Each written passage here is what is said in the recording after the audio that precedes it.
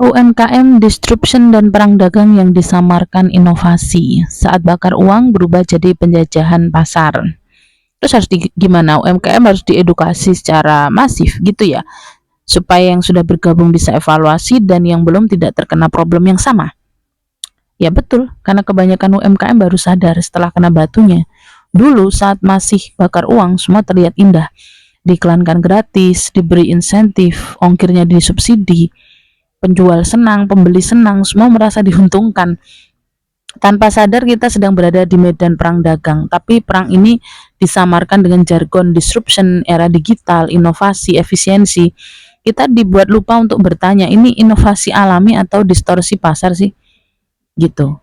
Memaknai disruption era yang salah kaprah. Disruption sering dipresentasikan sebagai tren dan bahkan model bisnis. Organisasi, bisnis maupun pemerintah didorong melakukan disruption mindset dengan indikator simpler lebih mudah, cheaper lebih murah, accessible lebih terjangkau, faster lebih cepat.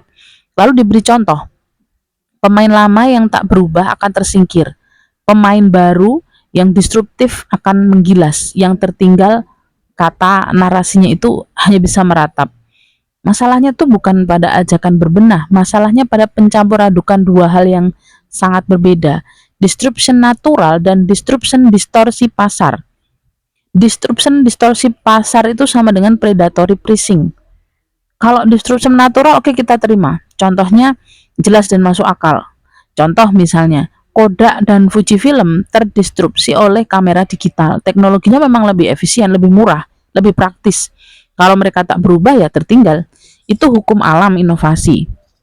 Itu disruption nasional, tidak ada dumping, tidak ada pemaksaan harga di bawah HPP. Pasar bergerak karena teknologi memang lebih unggul. Sedang disruption distorsi pasar ini timbul masalah yang terjadi pada banyak startup digital. Itu bukan disrupsi natural, tapi distorsi pasar. Polanya gini, bahasa sederhananya. Investor global membeli mayoritas saham startup, bahkan 90%. Modal disuntikkan besar-besaran. Barang dan jasa dijual di bawah HPP. Ongkirnya disubsidi, harganya dibanting. Tujuannya tuh bukan dapetin laba, tapi mematikan kompetitor lokal. UMKM yang harga jualnya 100.000 harus dipaksa bersaing dengan yang harganya 50.000, ya mana bisa. UMKM yang mati pelan-pelan. Yang bertahan harus jadi subordinat, ikut plafon, ikut penyesuaian harga, ikut aturan. Seperti sopir yang masih boleh narik tapi tarifnya harus separuh harga. Ini predatory pricing, ini dumping, ini perusakan pasar. Dari bakar uang mencekik leher. Saat uang investor masih ngalir ya semua dimanja. Saat target user dan engagement tercapai, status unicorn, dekakon, barulah monetisasi dimulai. Biaya dipindahkan ke penjual, ke mitra, ke UMKM.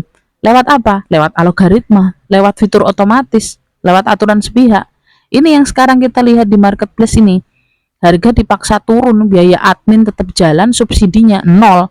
Saya sebagai penjual gitu. Saya jual dengan harga 200.000 itu saya terima cuman 150.000. 50.000 apa? Dipotong sama toko oren.